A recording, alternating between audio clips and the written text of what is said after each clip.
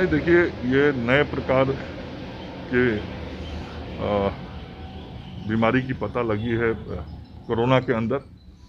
और कोरोना के जो मरीज होते हैं उन्हीं में से 4-5 लोगों में ये देखने को आया है।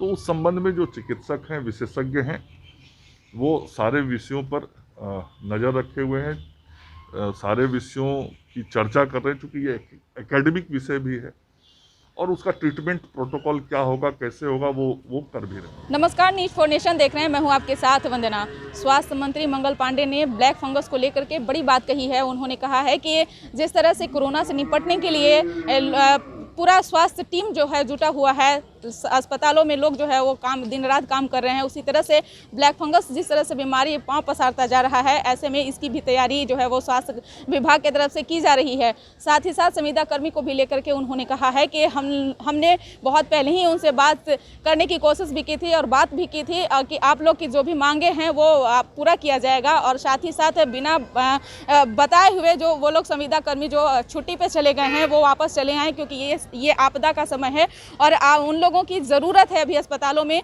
ऐसे अगर जो कुछ भी आप उन लोगों की मांग है वो अपने मांगों को रखें और इसको पूरा किया जाएगा। साथ ही साथ कोरोना फ्रंट लाइन वॉरियर के रूप में पत्रकार की भी जो बातें कही गई थी, घोषणा की गई थी मुख्यमंत्री और स्वास्थ्य मंत्री मंगल पांडे की तरफ से, उस पर भी उन्होंने कहा है कि जहां से अगर इस तरह की शिकायतें आती है तो आप मुझसे बताएं, हम उस चीज़ को दूर करेंगे। आगे आप सुनिए कि क्या कुछ कर रहे हैं स्वास्थ्य मंत्री मंगल पांडे।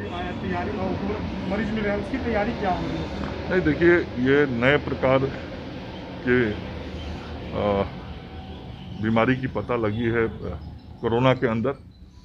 और कोरोना के जो मरीज होते हैं उन्हीं में से 4-5 लोगों में ये देखने को आया है। तो उस संबंध में जो चिकित्सक हैं, विशेषज्ञ हैं, वो सारे विषयों पर नज़र रखे हुए हैं, सारे विषयों की चर्चा कर रहे हैं, चूँकि ये एकेडमिक विषय भी है और उसका ट्रीटमेंट प्रोटोकॉल क्या होगा, कैसे होगा, वो कर भी रहे हैं। तो यानी तैयारी उसके लिए भी पर्याप्त मात्रा में बिहार में है सर? हाँ, डॉक्टर लोग ने ही ये बात बताई, डॉक्टरों के ही ध्यान में आया ये चीज़ और डॉक्टर उस पर समुचित कार्रवाई कर रहे हैं। 27,000 संविदा कर्मी सर हड़ताल पे चले गए हैं, स्वास्थ्य व्यवस्था पे असर देखने को नहीं, देखिए, मैंने 2 दिन पहले स्वयं उन लोगों से बात की थी और उनके जो प्रतिनिधि थे उन प्रतिनिधियों को बिठाया था मैंने, मेरे प्रधान सचिव मेरे साथ थे और मैंने सभी को कहा था कि यह बीमारी का नहीं, महामारी का समय है और इस समय में जो आप सेवा दे रहे हैं उस सेवा की निरंतरता को बनाए रखना बहुत ही जरूरी है। 1 मिनट के लिए भी सेवा से हटना मानव जीवन के लिए खतरा है और आपकी जो मांगे हैं उन मांगों पर सरकार बिल्कुल गंभीरता और सहानुभूति के साथ विचार करेगी और हम माननीय मुख्यमंत्री जी से आपकी जो भी बात है, आपकी जो भी जायज़ मांग हैं, उन मांगों के समर्थन में बात करके जो यथोचित मांगे होंगी उसको हम पूरा भी करेंगे। यह मैंने उनको आश्वासन दिया। विभाग की तरफ से सर लेटर जारी हुआ है एफआईआर को लेकर। वो विभाग के प्रशासन के लोग देख रहे हैं मामले को, लेकिन मेरी प्रत्यक्ष बातचीत हुई और मैं फिर अपील करता हूं लोगों से। आगे मनाने में सफल रहेंगे? मनाने का नहीं, काम करने का विषय है।